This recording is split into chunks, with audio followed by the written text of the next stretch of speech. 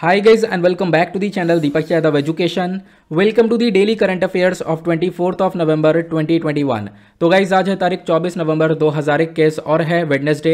आज की तारीख से जितने भी मोस्ट इंपॉर्टेंट करंट अफेयर्स बनेंगे उन सभी करंट अफेयर्स को हम लोग डिटेल में डिस्कस करेंगे। नाउ बढ़ते हैं आगे, एक बार देख लेते हैं कौन कौन से आर्टिकल्स का डिस्कशन करना है आज के इस वीडियो में। सबसे पहला आर्टिकल बहुत इंपॉर्टेंट होने वाला है। एक रिपोर्ट पब्लिश हुई है जिसने बताया है कि जेंडर इक्वालिटी को आज के टाइम पर काफी बड़ा खतरा पहुंचा है। प्लस जो ये कोरोना वायरस रहा है, पैंडेमिक रहा है, पैंडेमिक की वजह से जो एजुकेशन सेक्टर है वो काफी बुरी तरह से इंपैक्ट हुआ है। इन सारी चीजों को अच्छे से एनालाइज करेंगे। बहुत इंपॉर्टेंट आर्टिकल होने वाला है। पॉसिबिलिटी है कि मेंस में इसके रिगार्डिंग क्वेश्चन बन सकता है। साथ ही साथ मैं आप लोगों को बता दूं, ये जो डेली करंट अफेयर का वीडियो है ये डेली मॉर्निंग में 5 बजे अपलोड हो जाता है और यहाँ पर डेली बेसिस पर बहुत सारे आर्टिकल्स को हम लोग डिस्कस करते हैं जो कि यूपीएससी और स्टेट पीएससी के पॉइंट ऑफ व्यू से बहुत इंपॉर्टेंट होते हैं और हर एक आर्टिकल को इतना डिटेल में डिस्कस करते हैं कि इनके रिगार्डिंग कोई भी क्वेश्चन प्रीलिम्स या मेंस में आएगा तो उनको आप लोग डेफिनेटली सॉल्व कर पाओगे। उसी प्रकार से दूसरा आर्टिकल बहुत ज़्यादा इंपॉर्टेंट है। यूज ऑफ स्कीम क्या है? देखो, एस्पिरेशनल डिस्ट्रिक्ट्स के लिए यूज ऑफ स्कीम को चलाया गया तो डिस्कस करेंगे इस स्कीम का क्या फायदा होगा, प्लस यहाँ पर जो एस्पिरेशनल डिस्ट्रिक्ट्स है वहाँ पर क्या डेवलपमेंट होता हुआ नजर आने वाला है। Third article again very very important article, world fisheries day के बारे में समझेंगे। देखो, यहाँ पर डे के बारे में काफ़ी सारी चीज़ें हैं जो कि हमें सीखनी पड़ेगी और हमारे एग्जाम के पॉइंट ऑफ व्यू से बहुत इंपॉर्टेंट है। देखो, हम लोग ये डायरेक्टली ऐसा नहीं पूछा जाएगा कि किस दिन यहाँ पर वर्ल्ड फिशरी डे मनाया जाता है, लेकिन यहाँ पर मैं आपको काफी अच्छी तरीके से बताऊंगा कि इंडिया के अंदर जो फिशरीज का सेक्टर है वो कितना है, प्लस यहां पर इंडिया के अंदर कितने लोग एम्प्लॉयड हैं फिशरीज सेक्टर के अंदर। बहुत सारी इंपॉर्टेंट चीजें सीखने के लिए। देन उसके बाद फोर्थ आर्टिकल एक और बहुत इंपॉर्टेंट आर्टिकल है। अमेज़न के अंदर डिफॉरेस्टेशन काफी तेजी से बढ़ा है, प्लस हम लोग इसके ग्राफ को कवर करेंगे कि क्या सिचुएशन यहां पे रही है और आज के टाइम पर जो यहां पर हो रहा है इससे कितना बड़ा इंपैक्ट पड़ सकता है आने वाले टाइम पर हमारे एनवायरमेंट के ऊपर। एक रिपोर्ट ये बताती है कि अमेज़न फॉरेस्ट जो है आज के टाइम पर ब्राजील के अंदर ये अब कार्बन को एब्जॉर्ब करने की बजाय कार्बन एमिट कर रहे हैं, कार्बन को छोड़ रहे हैं। तो अपने आप में कितनी ज़्यादा कंसर्न वाली बात है दुनिया भर के लिए, ये हम लोग डिस्कस करने वाले हैं। देन उसके बाद एक आर्टिकल काफ़ी चर्चा में है, टाइट और शेल ऑयल। तो डिस्कस करेंगे ये शेल ऑयल क्या होता है, कैसे इस शेल ऑयल को एक्सट्रैक्ट किया जाता है, क्रूड ऑयल से ये कैसे डिफरेंट होता है। बहुत ज़बरदस्त आर्टिकल है, इंडियन एक्सप्रेस ने यहाँ पर इस आर्टिकल को पब्लिश किया था। एट द लास्ट बात करेंगे हम लोग इंदिरा गांधी पीस प्राइज के बारे में। तो यहाँ पर बेसिकली जो Indira Gandhi prize for peace है ये 2021 का ये प्राइज दिया गया है, तो किसको दिया गया इसके बारे में हम लोग चर्चा करेंगे। प्लस इस प्राइज के रिगार्डिंग कुछ इंपॉर्टेंट इन्फॉर्मेशन है जो कि डायरेक्टली प्रीलिम्स में पूछी जा सकती है, उसको भी हम लोग यहाँ पर कवर करने वाले हैं। तो बढ़ते हैं आगे बढ़ने से पहले गाइज, अगर आप लोगों को इस लेक्चर का पीडीएफ चाहिए तो नीचे डिस्क्रिप्शन बॉक्स में आप सभी लोगों को टेलीग्राम का लिंक दिया गया है, वहां से जाकर आप लोग इस लेक्चर के पीडीएफ को डाउनलोड कर सकते हो। और ये है मेरी Instagram ID Deepak Yadav education. चाहो तो आप लोग मुझे यहाँ पर फॉलो कर सकते हो, अपनी जितनी भी क्वेरीज है मुझसे आप लोग यहाँ पर पूछ सकते हो। बाय द वे दोनों ही चीज़ों का लिंक आपको नीचे डिस्क्रिप्शन बॉक्स में दे दिया गया है। साथ ही साथ यहाँ पर एक छोटी सी रिक्वेस्ट है, जैसा मैं डेली बेसिस पर आप लोगों से बोलता हूँ कि यहाँ तक पहुँच गए हो तो यार वीडियो को लाइक ज़रूर कर देना। एक लाइक करके अपना सपोर्ट दिखा सकते हो। अगेन आज का भी हम लोगों ने टारगेट रख रखा है हमेशा की तरह 1K प्लस लाइक्स का। तो हर रोज़ आप लोग 1000 क्रॉस करवा देते हो, आज भी आपको ऐसे ही 1000 क्रॉस करवाना है। अब फटाफट रिविजन करते हैं, क्योंकि हमारे इस वीडियो की खास बात यह है कि हम लोग करंट इश्यूज़ को तो डिस्कस करते ही करते हैं, साथ ही साथ जो हमारे प्रीवियस डे का करंट अफेयर होता है उसका रिविजन भी करते हैं। मतलब कल हमने जितना डिस्कशन किया था उसका एक छोटा सा ओवरव्यू लेने वाले हैं। सबसे पहले आर्टिकल में कल हमने बातचीत की थी कि इलाहाबाद हाई कोर्ट यहाँ पर फोकस कर रहा है कि देखो जो यूनिफॉर्म सिविल कोड है उसको एक तरीके से क्या करना चाहिए, लागू करना चाहिए। प्लस जो हमारी केंद्र सरकार है उसको जरा सा फोकस देना चाहिए यूनिफॉर्म सिविल कोड के ऊपर। मैंने आप लोग को बहुत अच्छे से समझाया था कल यूनिफॉर्म सिविल कोड के बारे में, एक एक चीज़ है। आज आप लोग बताओगे हमारे संविधान में कौन से आर्टिकल के अंदर यूनिफॉर्म सिविल कोड के बारे में चीज़ें मैंशनड है। दूसरी चीज़ यूनिफॉर्म सिविल कोड है क्या, नीचे कॉमेंट सेक्शन में आप लोग को बताना है। देन उसका नेक्स्ट आर्टिकल हमने डिस्कस किया था कि हाल ही में स्मार्ट पुलिसिंग इंडेक्स 2021 लॉन्च हुआ है। मैंने आप लोगों को बताया था कि कौन कौन से राज्य ऐसे हैं जहां की पुलिस सबसे अच्छी है, कौन कौन से राज्य ऐसे हैं जहां पर पुलिस के थ्रू सही से काम नहीं किया गया है, लोग वहां पे सेटिस्फाई नहीं हो पाए। इस इंडेक्स के बारे में काफ़ी सारी चीज़ें मैंने आप लोगों को कवर करवाई थी। आज आप लोगों को बताना है कि इस इंडेक्स के अंदर टॉप के राज्य कौन से हैं जिन्होंने इस इंडेक्स को टॉप किया है, प्लस बॉटम वाले राज्य कौन से हैं जो कि यहाँ पर बॉटम में रहे हैं। उसके बाद नेक्स्ट आर्टिकल में हमने डिस्कस किया था कि भारत आज के टाइम पर देख रहा है कि हम लोग यूएस रिजर्व्स के अंदर अपने ऑयल को स्टोर कर सकते हैं। कल मैंने आप लोगों को एक कॉन्सेप्ट समझाया था, वो था स्ट्रेटेजिक पेट्रोलियम रिजर्व का। पेट्रोलियम रिजर्व क्या होता है, मैंने आप लोगों को काफ़ी अच्छे से चीज़ें समझाई थी। बाय द वे यहाँ पर आप लोगों से एक छोटा सा क्वेश्चन ये है, जो ये पेट्रोलियम रिजर्व है इसकी शुरुआत कब से हुई थी और कहाँ से हुई थी, ये नीचे कॉमेंट सेक्शन में आप लोगों को बताना है। देन उसके बाद नेक्स्ट आर्टिकल में हमने डिस्कस किया था प्रोजेक्ट संहिता के बारे में। तो ओडिशा के अंदर इस प्रोजेक्ट संहिता को लॉन्च किया गया है। इस प्रोजेक्ट का मेन मकसद क्या है, नीचे कमेंट सेक्शन में आप लोगों को बताना है। देन उसके बाद कल मैंने आप लोगों को समझाया था रिपीलिंग अ लॉ के बारे में। मतलब जैसे कि अभी हमारी सरकार ने अनाउंस किया है जितने भी 3 फार्मर्स बिल्स हैं उनको वापस से रिपील कर लिया जाएगा, सरकार वापस से लेने वाली है। लेकिन रिपील करने के लिए हमारे संविधान में कहाँ कहाँ पर चीज़ें मेंशन्ड है, प्लस किस के माध्यम से हम लोग किसी भी लॉ को रिपील कर सकते हैं, ये आप लोग को नीचे कमेंट सेक्शन में बताना है। कल ही मैंने आप लोग को डिटेल में समझाया था। प्लस यहाँ पर एक कॉन्सेप्ट और आपको बताना है, वो है सनसेट क्लॉज। सनसेट क्लॉज क्या होता है नहीं पता है तो सर्च करो, फिर उसके बाद यहाँ पर आके आप लोगों को नीचे कमेंट सेक्शन में इसका आंसर देना है। नेक्स्ट आर्टिकल में हमने डिस्कस किया था लगभग 32nd एडिशन हुआ है इंडो थाई कॉर्पेट के बारे में। तो इंडो थाई मतलब कि ये जो एक्सरसाइज हुई है ये 2 कंट्रीज के बीच में हुई है, इंडिया और थाईलैंड के बीच में। बाय द वे ये जो 32वां एडिशन है ये कहाँ पर हुआ है, नीचे कमेंट सेक्शन में उस जगह का नाम लिखना। प्लस इंडिया और थाईलैंड के बीच में और भी बहुत सारी एक्सरसाइजेज हैं, वो कौन कौन सी हैं उनके नाम भी आपको नीचे कमेंट सेक्शन में लिखने हैं। कल ही मैंने आप लोग को ये सारी चीज़ें बताई हैं। तो यहाँ पर फटाफट जितने भी क्वेश्चन पूछे हैं उसका आंसर नीचे दो और इससे आपका रिवीजन भी हो जाने वाला है। तो चलो शुरुआत करेंगे। आज का सबसे पहला आर्टिकल सोशल इश्यूज के पर्सपेक्टिव से इंपॉर्टेंट है और सोशल इश्यूज आता है जीएस पेपर 1 के अंदर। डिस्कस करेंगे कि आज के टाइम पर एक रिपोर्ट पब्लिश हुई है और वो रिपोर्ट पब्लिश की गई है यूनेस्को के थ्रू। अब यहाँ पर ये जो रिपोर्ट है ये बताती है कि कोरोना वायरस के टाइम पर जो जेंडर इक्वालिटी है उसको काफ़ी बड़ा खतरा पहुंचा है। मतलब कि जो जेंडर है, आप जैसे कि आप कह सकते हो मेल या फीमेल या गर्ल या बॉय, इन दोनों के बीच में भेदभाव काफ़ी किया गया है। और खासकर इस रिपोर्ट का फोकस रहा है एजुकेशन सेक्टर के ऊपर, लर्निंग सेक्टर के ऊपर, हेल्थ सेक्टर के ऊपर, वेलबींग सेक्टर के ऊपर। तो हमने देखा कि जैसे जैसे कोरोना वायरस के केसेस लगातार बढ़ते हुए निकले हैं साल 2020 के अंदर, उसके बाद बहुत सारी चीज़ों के ऊपर लॉकडाउन लगा। मतलब जगह जगह पर लॉकडाउन लग चुका था, दुनिया भर के अंदर लॉकडाउन लग चुका था। इनफैक्ट यहाँ पर बहुत सारे स्कूल्स को बंद कर दिया गया। स्कूल्स को बंद करने के बाद क्या हुआ है, बच्चों के ऊपर बहुत बुरा इंपैक्ट पड़ा है कि उनकी जो लर्निंग पावर है वो काफ़ी हद तक वीकन होती हुई नजर आएगी। ये हमने द हिंदू न्यूज़पेपर में भी कवर किया था, आपको याद होगा। ठीक है, अब ये जो रिपोर्ट है इसको रिलीज किया गया है एक ओकेजन पर जिसका नाम है international day of the girl child. ये ओकेजन है और ये कब मनाया जाता है, 11 अक्टूबर को मनाया जाता है। इसी दिन पर यहाँ पर इस रिपोर्ट को पब्लिश किया था। तो पहले तो एक और इंपॉर्टेंट चीज आपको सीखने को मिल चुकी है जहां से क्वेश्चन बन सकता है, international day of the girl child आखिरकार है क्या, जिस दिन यहाँ पर इस रिपोर्ट को पब्लिश किया गया। तो इसका इतिहास अगर हम देखें सन 1995 की बात है। एक वर्ल्ड कॉन्फ्रेंस चल रहा था विमेन के ऊपर बातचीत चल रही थी। कहां पर, बीजिंग में। बातचीत ये चल रही थी कि जो वल्नरेबल गर्ल्स हैं, ठीक है, जो यंग गर्ल्स है, छोटी लड़कियां हैं, वल्नरेबल सेक्शंस के अंदर आ रही हैं, उनको हम लोग क्या कर सके, आइडेंटिफाई कर सके और उनके ऊपर एक थोड़ा सा फोकस रखा जा सके और उनकी जितने भी चैलेंजेस हैं उनको एड्रेस किया जा सके, उनकी जो प्रॉब्लम्स है उनको सॉल्व किया जा सके। इसको लेकर एक वर्ल्ड कॉन्फ्रेंस हुआ था 1955 में।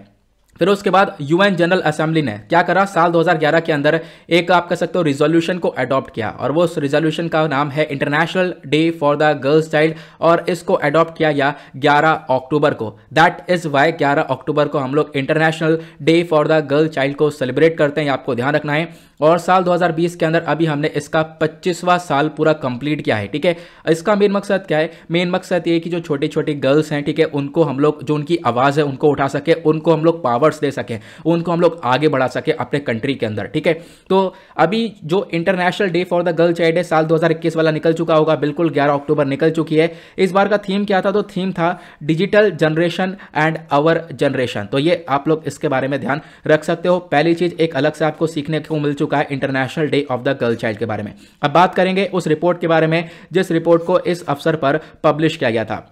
देखो यहां पर जो ये रिपोर्ट है इसके अंदर क्या क्या चर्चा की गई। पहली बात तो आपको टाइटल समझना होगा। इस रिपोर्ट का टाइटल है when school shut gender impact of कोविड-19 स्कूल क्लोजर। मतलब कि जब स्कूल्स बंद हुए तो उसकी वजह से क्या हुआ है, मतलब स्कूल बंद क्यों हुए थे, कोरोना वायरस की लॉकडाउन की वजह से हुए थे। अब उसकी वजह से क्या हुआ है, जेंडर के ऊपर बहुत बड़ा इंपैक्ट पड़ा है। हमने ये देखा कि गर्ल्स और बॉयज के बीच में, दोनों के बीच में काफी हद तक डिस्क्रिमिनेशन किया गया है। इनफैक्ट जो गर्ल्स हैं उन्होंने काफी प्रॉब्लम्स फेस करी है as compare to the boys. ऐसा यहां पर यह स्टडी बताती है। उसके बाद यहाँ पर बोला गया जब कोरोना वायरस अपनी एक पीक पर था, मतलब बहुत सारे केसेस लगातार निकल कर आ रहे थे, 50,000 80,000 केसेस निकल कर आ रहे थे कोविड-19 के, दुनिया भर में बहुत सारे केसेस निकल चुके थे। तब उस समय क्या सिचुएशन हुई है कि 1.6 बिलियन जो स्टूडेंट्स हैं लगभग 190 कंट्रीज के अंदर, इनका काफी बुरा हाल हो चुका था स्कूल बंद होने की वजह से। सभी बच्चे यहां पर घर पर बैठे थे। इनफैक्ट आज के टाइम पर भी मैंने देखा है बहुत सारे यहाँ पर जो पेरेंट्स हैं वो आज भी अपने बच्चे को स्कूल नहीं भेज पा रहे, हालांकि चीज़ें काफ़ी अच्छी तरीके से ओपन हो चुकी है जगह जगह पर तब भी। तो आप देख पाओगे इसकी वजह से काफ़ी कंसर्न देखने को मिला है, और इसकी वजह से यहाँ पर रिपोर्ट ने पहली चीज़ तो ये बता दी, देखो भाई क्या हाल हो रहा है कोविड-19 के टाइम पर। दूसरा इन्होंने कॉन्सेप्ट ये रखा कि जेंडर के ऊपर बहुत बुरा इंपैक्ट पड़ा है। जेंडर इंपैक्ट क्या बोला गया, देखो जो गर्ल्स हैं, गर्ल्स का क्या किया गया है, बहुत सारे एरिया में हम लोगों ने ऐसा देखा कि गर्ल्स का एडमिशन कैंसिल करवा दिया गया, उनको उनकी पढ़ाई छुड़वाकर उनको घर के काम में लगाया गया। और इनफैक्ट मध्य प्रदेश वाले एरिया और भी बहुत सारे एरियाज ऐसे हैं जहां पर क्या हुआ है कि गर्ल्स का एडमिशन वगैरह कैंसिल करवाने के बाद उनकी चाइल्ड मैरिज कर दी गई, उनकी शादी कर दी गई है कोरोना वायरस के टाइम पर। तो ये अपने आप में एक बहुत बड़ा कंसर्न वाला चीज़ें पैदा होकर निकल कर आती हैं। क्या सिर्फ गर्ल्स ने प्रॉब्लम फेस करी हैं, तो ऐसा नहीं है, बॉयज़ ने भी बहुत सारी प्रॉब्लम फेस करी हैं। बॉयज़ को यहाँ पर एक तरीके से आप कह सकते हो कि ऐसे हम लोगों ने देखा, हमने रिपोर्ट भी पब्लिश करी थी, आपको मालूम होगा एक रिपोर्ट पब्लिश हुई थी जिसको हमने डिस्कस किया था, एडिटोरियल पर ये आर्टिकल आया था द हिंदू न्यूज़पेपर में, कि जहाँ पर चर्चा की गई थी कि देखो क्या हो रहा है कि बॉयज़ को उनके स्कूल से ड्रॉप आउट करवाया गया। ड्रॉप आउट करवाने के बाद क्या हुआ, उनको लेबर कैटेगरी के अंदर डाला गया है। तो मतलब इस तरीके की चीज़ें देखने को मिल रही हैं कि कोरोना वायरस की वजह से क्या इंपैक्ट पड़ा है गर्ल और बॉय के बीच में। देन उसके बाद क्या है, डिजिटल डिवाइड। हमने देखा डिजिटल डिवाइड काफ़ी बढ़कर निकल कर आया, और डिजिटल डिवाइड में गर्ल्स को बहुत ज़्यादा फेस करने को मिली हैं डिफिकल्टीज। ठीक है, गर्ल्स ने ज़्यादा डिफिकल्टीज फेस करी हैं as compare to the boys. इसका मतलब क्या है, देखो क्या हुआ, एक तरफ आपने देखा अमीर परिवार है, एक तरफ रिच फैमिली है और एक तरफ पुअर फैमिली है। तो क्या है, देखो मान लो जैसे यहाँ पर कोरोना वायरस की वजह से लॉकडाउन्स वगैरह लगे, स्कूल बंद हो गए, जो पूरी की पूरी स्टडी है वो ऑनलाइन पहुंच गई। अब ऑनलाइन एजुकेशन पहुंचा, स्कूल से बोला गया भाई फोन्स को अफोर्ड करो, स्मार्टफोन्स वगैरह लो और उससे अब पढ़ाई चलेगी। तो जो रिचर सेक्शन वाला पीपल है वो आराम से यहाँ पर फटाफट फोन खरीदेगा, लैपटॉप खरीदेगा, वाईफाई का कनेक्शन लगवाएगा, आराम से यहाँ पर उसकी चीज़ें चल रही होंगी। लेकिन क्या पुअर सेक्शन वाला जो पीपल है वो इस चीज़ों को अफोर्ड कर पाएगा? एकदम से बिल्कुल नहीं। यहाँ पर उनकी पहले से काफ़ी बुरी हालत हो चुकी है और चीज़ों को वो लोग अफोर्ड नहीं कर पा रहे हैं। ठीक है, तो क्या हुआ, ये पुअर पीपल और रिच पीपल के बीच में जो डिजिटल डिवाइड है वो काफ़ी बढ़कर निकल कर आया है। इनफैक्ट हमने ये देखा है कि चलो बहुत सारे गांव में लोगों ने स्मार्टफोन एक तरीके से अफोर्ड कर लिया। स्मार्टफोन अफोर्ड करने के बाद क्या उनके पास नेटवर्क आए प्रॉपरली? नहीं आए। तो इस प्रकार का जो डिजिटल डिवाइड है वो अपने आप में काफ़ी बढ़ चुका था, ऐसा कोरोना वायरस पैंडेमिक के थ्रू देखने को मिला है। देन उसके बाद यहाँ पर बोला गया कि देखो जब यहाँ पर चीज़ें धीरे धीरे ओपन हो रही थी, स्कूल्स रीओपन हो रहे थे, तो बहुत सारे लोगों ने एडमिशन वापस से नहीं लिया है। ये भी हम लोगों ने चीज़ें देखी हैं। देन उसके बाद क्या हेल्थ के ऊपर इंपैक्ट पड़ा है? बिल्कुल, बच्चों के हेल्थ के ऊपर बहुत बड़ा इंपैक्ट पड़ा है। बच्चों की एक तरीके से जो मेंटल हेल्थ है वो डेवलप ही नहीं हुई है। स्कूल जाते हैं हम लोग, कुछ नया सीखते हैं डेली बेसिस पर, लेकिन लॉकडाउन के टाइम पर क्या हमने नया सीखा है? कुछ भी नहीं। सिर्फ फोन्स पर, टेलीविजन पर, इन्हीं सब चीज़ों पर हमने प्रॉपरली टाइम पूरा का पूरा वेस्ट किया है। हम लोगों ने ये सारी चीज़ें देखी हैं। ठीक है, मतलब ये ऐसा होगा बहुत सारे लोगों के साथ, लेकिन बहुत सारे लोगों ने नहीं भी वेस्ट किया होगा। जैसे कि अपने लोगों ने यहाँ पर इस चैनल पर इस ग्रोथ पाई है इसी साल के अंदर, तो यहाँ पर थोड़ा थोड़ा यहाँ पर सीखना चाहिए था, जो कि ये ऐसा सीख नहीं पाए। तो जिसकी वजह से क्या हुआ है, मेंटल हेल्थ वगैरह काफ़ी हद तक डिक्लाइन सी होती हुई नजर आई है। हेल्थ के ऊपर काफ़ी बुरा इंपैक्ट पड़ा है। गर्ल्स ज़्यादा स्ट्रेस में देखने को मिली हैं, गर्ल्स के ऊपर ज़्यादा एंजाइटी, ज़्यादा डिप्रेशन देखने को मिला है as compare to the boys. Then उसके बाद जो LGBTQI कम्युनिटी है, इनको भी हाई लेवल का आइसोलेशन प्लस एंजाइटी फेस करने को मिली है, ऐसा यहाँ पर ये रिपोर्ट बताती है। देन इसका सजेशन क्या है? सजेशन यह है कि भाई हम लोग को अब चीज़ों को ट्रैक करना पड़ेगा। देखो अब चीज़ें सुधर चुकी हैं, तो अब बच्चों को थोड़ा सा हम लोग क्या कर सकते हैं, एजुकेशन सेक्टर में आगे बढ़ा सकते हैं, आगे निकालना पड़ेगा। गर्ल्स को स्पेशली हम लोग को थोड़ा सा आगे बढ़ाना पड़ेगा, ये मेन फोकस रखना है। प्लस उसके बाद जो नो टेक लो टेक रिमोट लर्निंग सॉल्यूशंस है वो लेकर आने पड़ेंगे। खासकर जो बच्चे हैं उनको एक साइकोलॉजिकल सपोर्ट, मानसिकता का एक सपोर्ट देना होगा। ठीक है, चीज़ों को मॉनिटर करना पड़ेगा, और जो भी यहाँ पर ये भेदभाव देखने को मिल रहा है उनको कम से कम करने की फोकस हम लोग को करना पड़ेगा। आई होप आपको ये आर्टिकल अच्छे से क्लियर हुआ है। अगला आर्टिकल पॉलिटी के पर्सपेक्टिव से इंपॉर्टेंट है, और पॉलिटी आती है GS पेपर 2 के अंदर।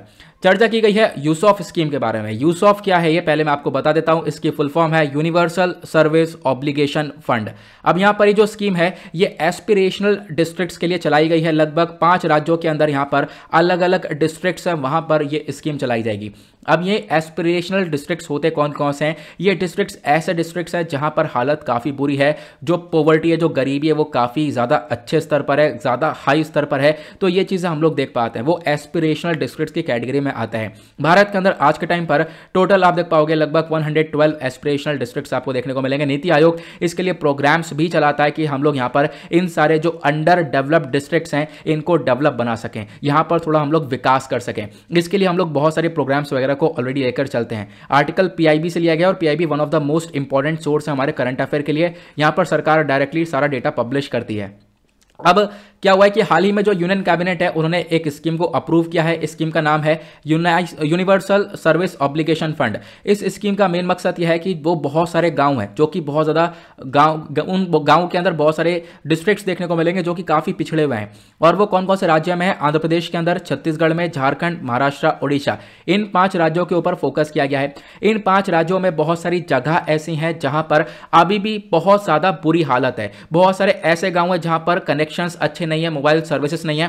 तो इस स्कीम के माध्यम से पैसा खर्चा जाएगा ताकि हम लोग उन एरियाज में 4G बेस्ड मोबाइल सर्विसेज को प्रोवाइड करवा सकें। यानी कि आप कह सकते हो 4G टेक्नोलॉजी को हम लोग उन एरियाज में पहुंचाने का पूरा फोकस कर रहे हैं इस स्कीम के माध्यम से। ये टेक्नोलॉजी वहां पर पहुंचेगी तो काफी सारे सुधार हम लोग को वहां पर देखने को मिलने वाले हैं, ऐसा स्कीम का मानना है। अब इस स्कीम के अंदर क्या है? ये स्कीम मेन फोकस करती है कि हम लोग 4G बेस्ड मोबाइल सर्विसेज को प्रोवाइड करवाएंगे। लगभग 7000 से ज़्यादा अनकवर्ड विलेजेस हैं जहां पर हम लोग ये 4G सर्विसेज को प्रोवाइड करवाने वाले हैं। जितने भी ये गांव हैं ये लगभग 44 एस्पिरेशनल डिस्ट्रिक्ट्स के अंदर आते हैं। आप देख पाओगे जैसे मैंने बताया ये एस्पिरेशनल डिस्ट्रिक्ट्स खुद ऐसे डिस्ट्रिक्ट्स हैं जहां पर काफ़ी बुरी हालत है। ये अंडर डेवलप्ड डिस्ट्रिक्ट्स के अंदर आते हैं। अब क्या होगा इससे फ़ायदा ये होगा कि जो डिजिटल कनेक्टिविटी है वो काफ़ी तेज़ी से बढ़ती हुई नजर आएगी। लर्निंग के अंदर काफी हद तक चेंज देखने को मिलेगा। नॉलेज हो गया, skill upgradation, e governance initiative, बहुत सारी चीजें अल्टीमेट लेवल पर पहुंच जाएंगी। एकदम से हम लोग इलेक्ट्रॉनिकली ग्लो होने लगेंगे। चीजों मतलब जब इंसान ऐसे एनवायरमेंट में रहेगा तो उसको और भी बहुत सारी चीजें सीखने को मिलेंगी। इससे तीसरा क्या फायदा देखने को मिलेगा? तीसरा फायदा देखने को मिलेगा डिजिटल इंडिया का जो सपना है वो थोड़ा थोड़ा फुलफिल होता हुआ नजर आएगा। हम लोगों ने सपना देखा था कि हम लोग डिजिटल इंडिया की तरफ बढ़ेंगे, आत्मनिर्भर भारत की तरफ बढ़ेंगे, तो वो चीजें इंप्लीमेंट होती हुई नजर आएंगी। तो ये जो सर्विसेज हैं, अगर हम लोग मोबाइल सर्विसेज को, ये डिजिटल कनेक्टिविटी को वहां तक पहुंचाते हैं तो उससे छोटा मोटा फायदा नहीं है, छोटा मोटा फायदा तो होगा, साथ ही साथ और भी बड़े स्तर पर बहुत सारे बेनिफिट्स देखने को मिलने वाले हैं।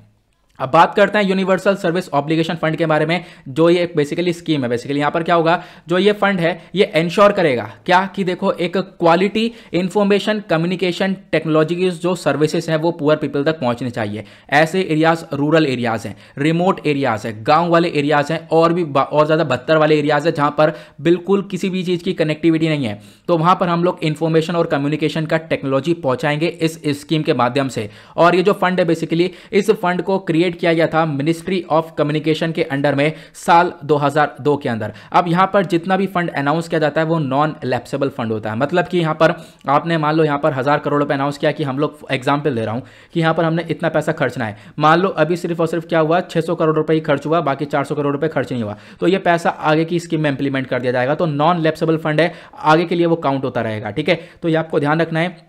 उसके बाद यहां पर ध्यान रखना जो यूनिवर्सल सर्विस ऑब्लिगेशन फंड है ये खुद एक स्टैट्यूटरीज को सपोर्ट मिलता है। किसके अंडर में? Under the Indian telegraph amendment act 2003, इसके अंडर में यहां पर सपोर्ट मिलता हुआ नजर आता है। ये चीजें आपको ध्यान रखनी है। इसका मेन ऑब्जेक्टिव क्या है? मेन ऑब्जेक्टिव यही है कि हम लोग क्या कर सके, कनेक्टिविटी को बढ़ाने के ऊपर फोकस रख सकें। जो टेलीकॉम सर्विसेज हैं वो हम लोग जो गांव वाले एरियाज है वहां तक पहुंचा सकें। इसका मेन काम ये रहता है। ठीक है, अगर हम बात करें इकोनॉमिक का तो नेटवर्क एक्सटेंशन के ऊपर काम करता है, कम्युनिकेशन टेक्नोलॉजी सर्विसेज को पहुंचाता है। ठीक है, क्या होगा इससे? जो बड़े बड़े गैप्स बने हुए हैं बड़े बड़े एरियाज में हम लोग देख पाएंगे, जो विलेजेस है, गांव है, वहां पर ये टेक्नोलॉजी नहीं है, तो उससे जो गैप है वो काफी लंबा चौड़ा क्रिएट हो चुका है। उस गैप को यहां पर भरपाई करने में मदद करता है।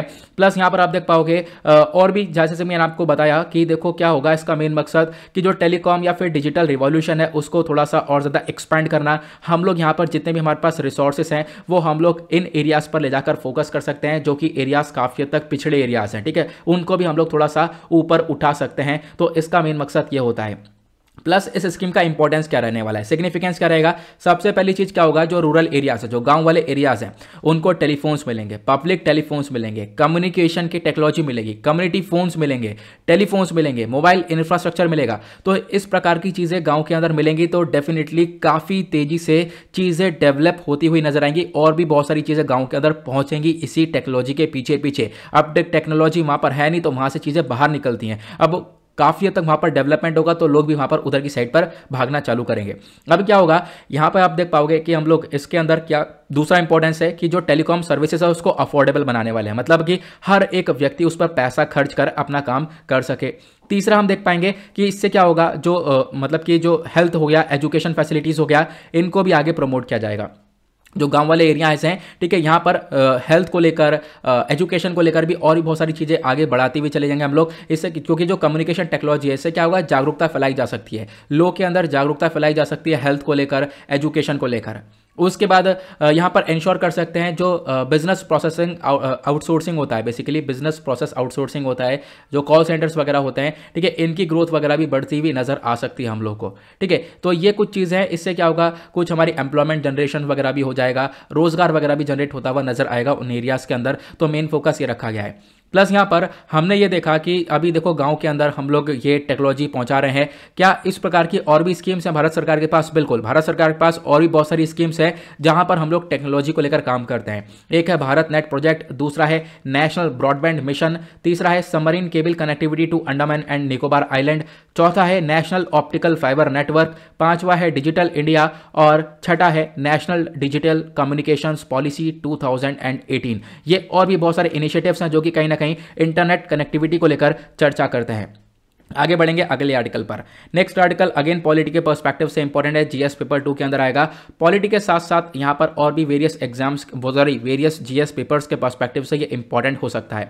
अभी क्या हुआ, हमने 21 नवंबर को वर्ल्ड फिशरीज डे को सेलिब्रेट किया है। तो वर्ल्ड फिशरीज डे कब ऑब्जर्व किया जाता है, तो वो 21 नवंबर को ऑब्जर्व किया जाता है हर साल, ये आपको ध्यान रखना है। और अब की बार का जो ये अवार्ड सेरेमनी हुआ है ना, इसको ऑर्गेनाइज किया गया मिनिस्ट्री ऑफ फिशरीज के थ्रू, और कहां पर, भुवनेश्वर के द्वारा ऑर्गेनाइज किया गया। और आप कह सकते हो ये जो अवार्ड है इसके अंदर कौन सा डिस्ट्रिक्ट बेस्ट कैटेगरी में है, तो वो है ओडिशा। ओडिशा के अंदर एक डिस्ट्रिक्ट है जिसका नाम है बालासोर डिस्ट्रिक्ट, इसको यहां पर इंडिया का बेस्ट मैरीन डिस्ट्रिक्ट की कैटेगरी में रखा गया है। तो आपसे क्वेश्चन बन सकता है, आपको ध्यान रखना है, ठीक है। अब हम लोग बात करते हैं वर्ल्ड फिशरीज डे के बारे में। देखो वर्ल्ड फिशरीज डे को हम लोग सेलिब्रेट करते हैं ताकि हम लोग क्या देख सकें, जो मछुआरे हैं, बेसिकली यहाँ पर फिश फार्मर्स हैं, उनकी एक सॉलिडेरिटी को हम लोग मेंटेन कर सकें, दुनिया भर में जाना जाए, एक फिशरीज एज अ ऑक्यूपेशन हम लोग यहाँ पर इसको दुनिया भर में देख सकें। वर्ल्ड फिशरीज डे को इस तरीके से इसकी शुरुआत 1997 में हो चुकी थी, जब एक फोरम चल रहा था, मतलब कि एक मंच बनाया जा रहा था, और हम लोगों ने, आप कह सकते हो कि मीटिंग चल रही थी न्यू दिल्ली के अंदर। World forum of fish harvesters और फिश वर्कर्स की एक मीटिंग न्यू दिल्ली में चली, और उस मीटिंग के दौरान क्या किया गया, एक वर्ल्ड फिशरीज फोरम को बनाया गया, एक मंच को बनाया गया, जहां पर 18 कंट्रीज ने मिलकर एक डिक्लेरेशन को साइन किया गया। और साइन करने के बाद यहां पर यह बोला कि हम लोग क्या करेंगे, खासकर दुनिया भर में जो फिशिंग प्रैक्टिस है उसको सस्टेनेबल बनाएंगे, ठीक है। ऐसा नहीं है कि जमकर फिशिंग कर दी गई और उससे हमारा एनवायरमेंट के अंदर इकोलॉजिकल बैलेंस इम्बैलेंस हो चुका है, ठीक है, चीजें खराब हो रही हैं। तो फिशिंग प्रैक्टिस को एक सस्टेनेबल प्रैक्टिस बनाया जाके फिशिंग प्रैक्टिस के अंदर चीजें कैसे हम लोग इंप्रूव कर सकते हैं फिशिंग सेक्टर के अंदर, इसको फोकस करने के लिए एक मंच को बनाया गया, ठीक है। इसका मेन मकसद क्या था, इसका मेन मकसद यह था कि हम लोग फिशिंग सेक्टर के अंदर जितनी भी प्रॉब्लम्स हैं, जितने भी चैलेंजेस हैं, उनको एड्रेस कर सके, उनको टैकल कर सके, ठीक है। कभी कभी ओवर फिशिंग हो जाती है, हद से ज्यादा मछली मार दी जाती है, हैबिटेट डिस्ट्रक्शन हो जाता है, और भी बहुत सारी सीरियस थ्रेट हो जाते हैं। तो इन सारे खतरों को कम करने के लिए यहां पर इस मंच को बनाया गया था। अब बात करते हैं फिशरीज सेक्टर के बारे में, आखिरकार ये कौन सा सेक्टर होता है। देखो फिशरीज सेक्टर सिंपल सा मतलब है, यहां पर क्या होता है, मछलियों को पकड़ के यहां पर बेचा भी जा रहा है, इनकी एक्सपोर्टिंग भी हो रही है, बहुत सारी कंट्रीज इंपोर्ट भी कर रही हैं। तो फिशिंग सेक्टर अपने आप में आप देख पाओगे is the capture of aquatic organism, ये आप देख पाओगे, ठीक है। मतलब क्या है, पानी में रहने वाले जानवर है, बेसिकली यहां पर उनकी कैप्चरिंग की जा रही है। और आज के टाइम पर आप देख पाओगे ना कि जो ये एक्वाकल्चर है, ये कहीं ना कहीं बहुत ज्यादा इनकम प्रोवाइड करवाता है लोगों को। अगर हम दुनिया भर की बात करें, वर्ल्ड लेवल पर बात करते हैं, दुनिया भर में लगभग 820 मिलियन पीपल है, 820 मिलियन लोग हैं जिनको इनकम जनरेट होती है सिर्फ और सिर्फ फिशरी सेक्टर के थ्रू। मतलब ये एक तरीके से फिश फार्मर हैं या फिर और भी बहुत सारे लोग हैं जो कि कहीं ना कहीं फिश को हार्वेस्ट कर रहे हैं, इनकी प्रोसेसिंग कर रहे हैं, इनकी मार्केटिंग कर रहे हैं, डिस्ट्रीब्यूशन कर रहे हैं, सब कहीं ना कहीं से पैसा कमा रहे हैं। तो लगभग 820 मिलियन पीपल हैं दुनिया भर में, वो कहीं ना कहीं फिशरीज सेक्टर से इनकम को जनरेट कर रहे हैं। फिर उसके बाद सबसे बड़ा थ्रेट क्या है, सबसे बड़ा खतरा यहां पर यह है, कभी कभी इलीगल फिशिंग होती है, अनरिपोर्टेड फिशिंग होती है, अनरेगुलेटेड फिशिंग होती है, गलत तरीके से होती है। कभी कभी ट्रॉलर से यहां पर खींच लिया जाता है। ट्रॉलर के बारे में आप लोगों को पहले ही पढ़ा रखा है। इससे क्या होता है, जो समुद्र के अंदर का स्तर है वो काफी हद तक बेकार हो जाता है, जो एनवायरमेंट है, मैरीन एनवायरमेंट, वो बेकार हो जाता है। तो इस प्रकार के थ्रेट भी हम लोग को देखने को मिलते हैं। तो मेन काम क्या है, फिशरीज सेक्टर का आज के टाइम पर देख पाओगे कि बहुत सारे लोगों को वो इनकम जनरेट करके देता है, बहुत सारे लोगों की रोजी रोटी चल रही है इसके थ्रू।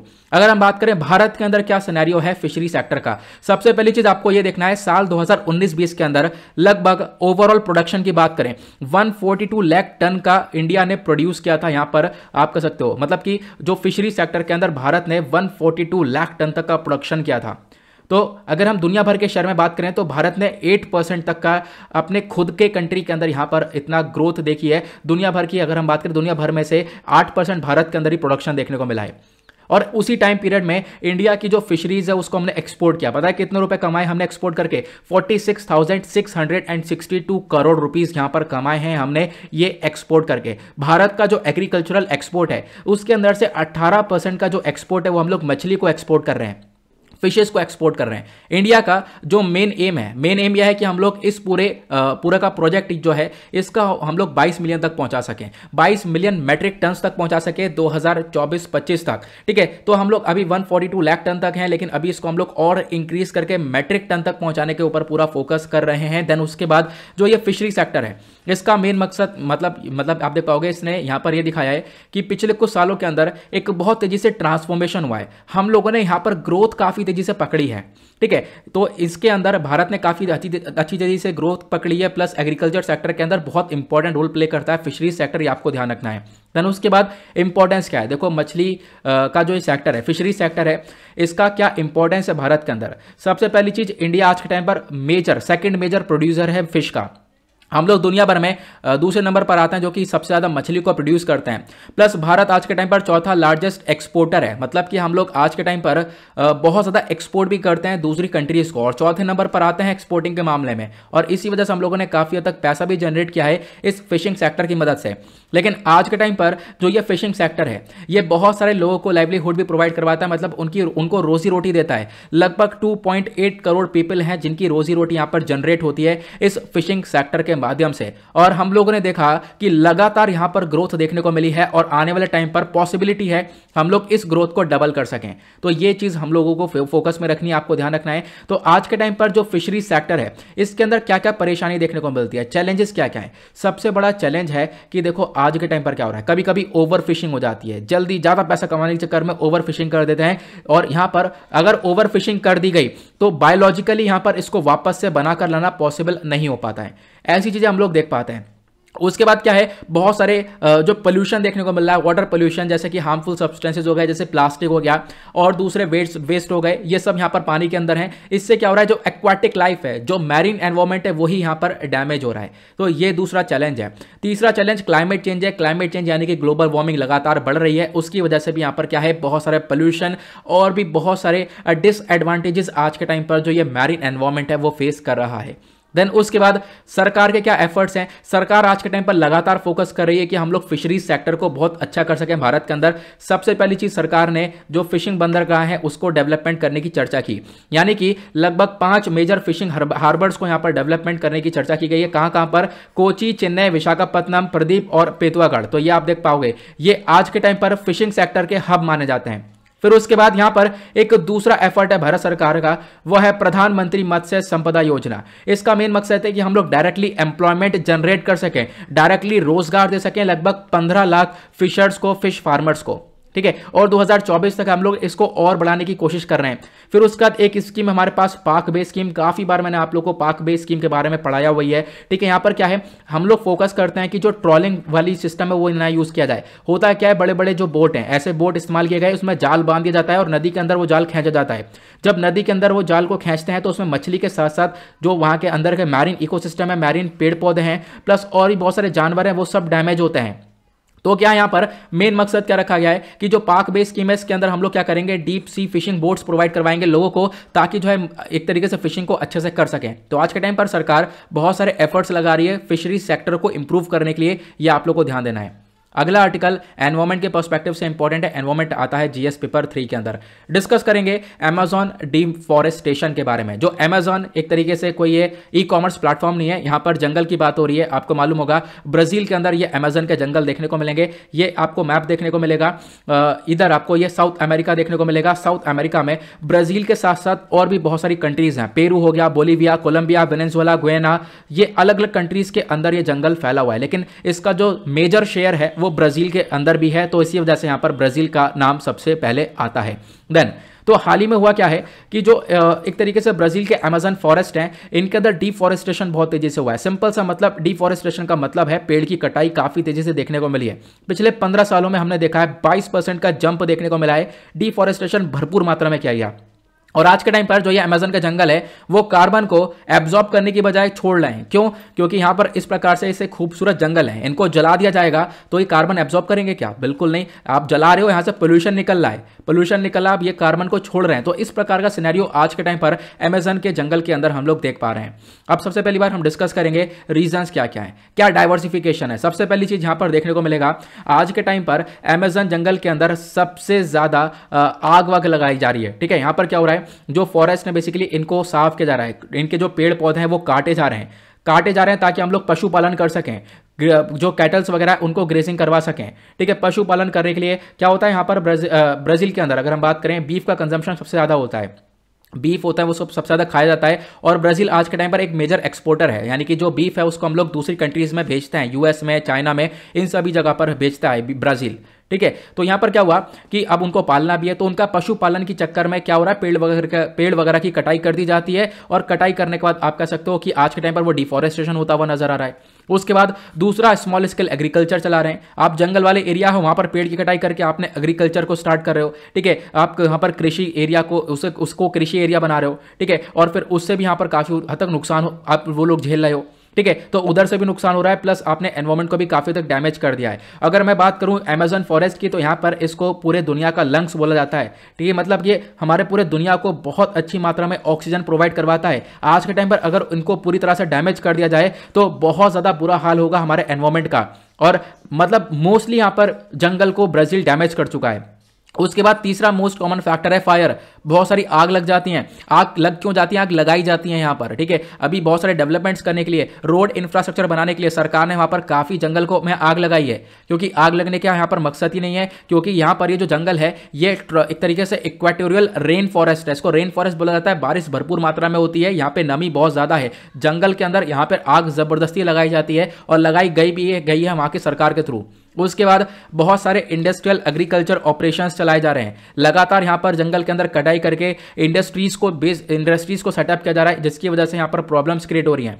प्लस उसके बाद और भी बहुत सारे कारण हैं। माइनिंग ऑपरेशन चलाए जा रहे हैं, खुदाई की जा रही है गोल्ड के लिए और भी बहुत सारी चीज़ों के लिए, मिनरल्स के लिए खुदाई की जा रही है, जिससे यहाँ पर जंगलों को डैमेज किया जा रहा है प्रॉपरली।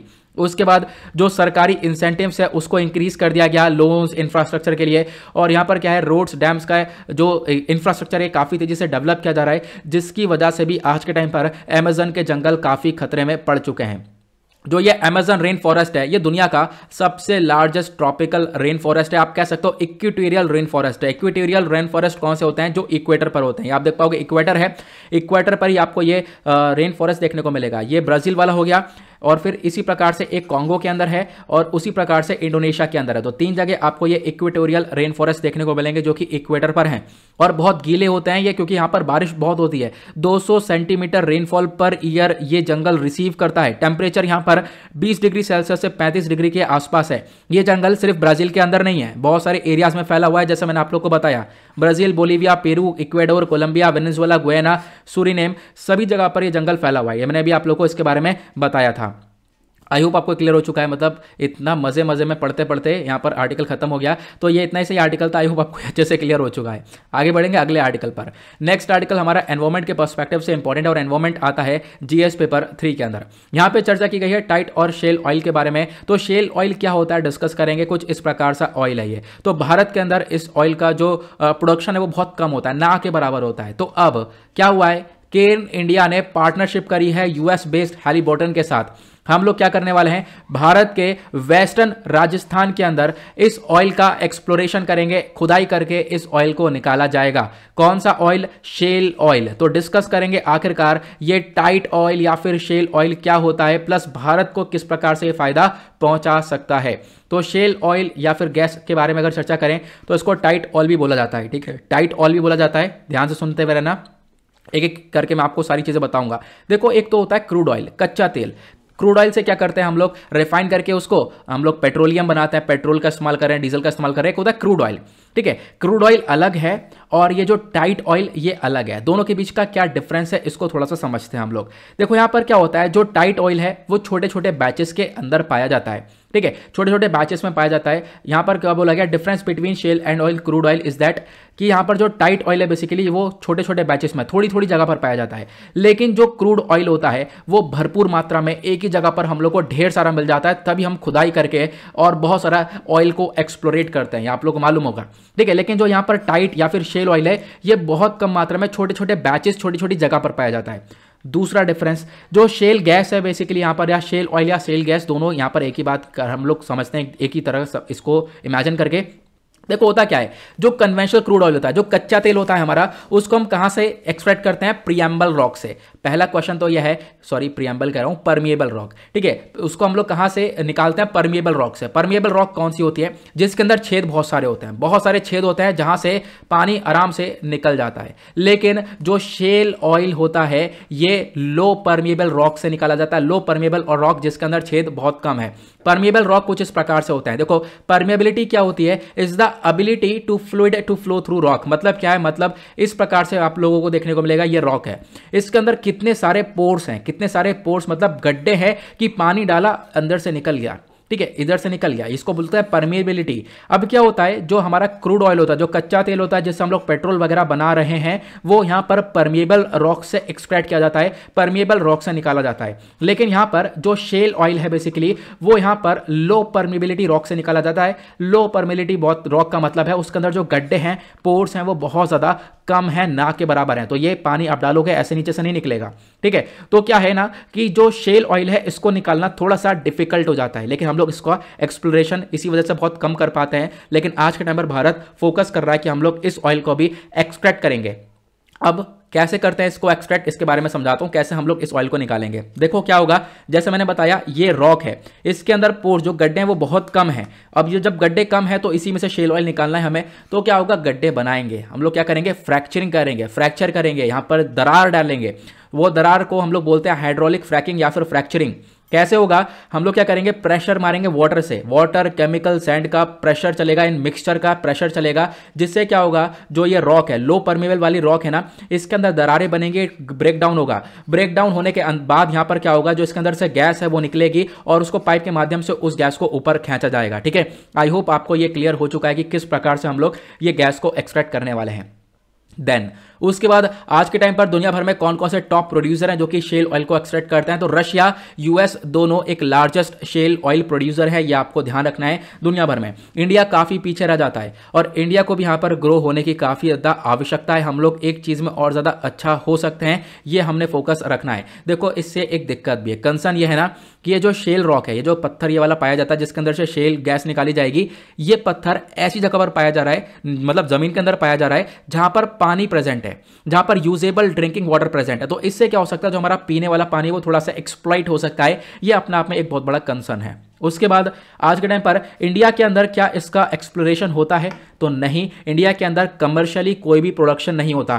थोड़ा बहुत प्रोडक्शन हम लोगों ने देखा है कैम्बे बेसिन इन गुजरात के अंदर, कृष्णा गोदावरी बेसिन आंध्र प्रदेश के अंदर, बट फिर भी यहां पर वो कमर्शियली नहीं कहलाएगा। आज के टाइम पर हम लोग काफी कमजोर हैं शेल ऑयल कैटेगरी के अंदर, तो इसको बढ़ाने की काफी हद तक आवश्यकता है। आई होप आपको अच्छे से क्लियर हो चुका है।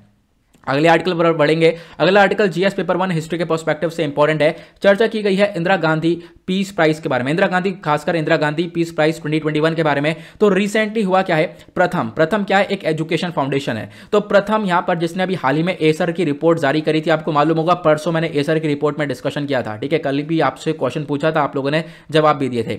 तो प्रथम बेसिकली एक सिविल सोसाइटी ऑर्गेनाइजेशन है, इसको अभी यहां पर Indira Gandhi prize for peace disarmament and development for 2021 वाला ये प्राइस दिया गया। प्रथम एग्जैक्टली यहां पर इसे बात करें तो ये क्वालिटी ऑफ एजुकेशन को इंप्रूव करने के लिए यहां पर एक फाउंडेशन को बनाया गया है, ठीक है। तो इंदिरा गांधी पीस प्राइज के बारे में आपको दो चार बातें जाननी होंगी जो कि प्रीलिम्स में पूछा जा सकता है। Indira Gandhi prize for peace ये बेसिकली यहां पर बनाया गया था, जो हमारी एक तरीके से फॉर्मर प्राइम मिनिस्टर रह चुकी है इंदिरा गांधी जी, इनकी याद में यहां पर इसको बनाया गया था 1986 में। इसके अंदर क्या होता है, 25 लाख रुपए का अवार्ड दिया जाता है, जिसको भी अवार्ड मिलेगा 25 लाख रुपए का अवार्ड मिलेगा, साथ ही साथ एक उद्धरण भी प्रोवाइड किया जाता है।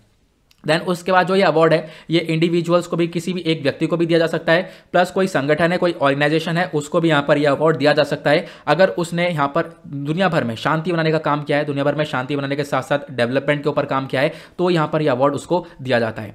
प्रथम क्या, मैंने आप लोग को बता दिया, प्रथम बेसिकली यहाँ पर एक एजुकेशन को लेकर काम करता है। इसको बनाया गया था 1995 में। इसकी शुरुआत यहाँ पर इस प्रकार से हुई थी कि जो बहुत सारे एरियाज हैं वहाँ पर, खासकर जो स्लम एरियाज हैं वहाँ पर एजुकेशन को अच्छे से हम लोग लेकर आ सकें। और प्रथम एक रिपोर्ट को पब्लिश करता है जिसका नाम है एसर। एसर की फुल फॉर्म है annual status of education report, ठीक है। यहां पर ये पब्लिश करता है ताकि हम लोग किस प्रकार से अपने कंट्री के अंदर एजुकेशन के अंदर सुधार कर सकते हैं। आई होप आपको क्लियर हो चुका है। तो छोटा सा आर्टिकल था, प्रीलिम्स के पॉइंट ऑफ व्यू से इंपॉर्टेंट था, इस वजह से मैंने आप लोगों को यहां पर ये बता दिया है। नाउ क्या क्या हमने डिस्कस किया, हमने जेंडर इक्वालिटी के बारे में डिस्कस किया, कोविड-19 का क्या इंपैक्ट पड़ा है, फिर उसके बाद हमने डिस्कस किया एस्पिरेशनल डिस्ट्रिक्ट्स के बारे में, वर्ल्ड फिशरीज डे के बारे में समझा, अमेज़न डिफॉरेस्टेशन के बारे में समझा, शेल ऑयल क्या है हमने समझा, फिर उसके बाद एक हमने अवार्ड के बारे में डिस्कशन किया है। तो ये सारे आर्टिकल्स काफी इंपॉर्टेंट है। आई होप आपको सब कुछ अच्छे से क्लियर हो चुका है। नाउ इसी के साथ करते हैं हम लोग अपने लेक्चर को समाप्त। मिलते हैं आप लोगों से नेक्स्ट वीडियो में। आज के लिए bye bye, have a nice day, thank you and जय हिंद।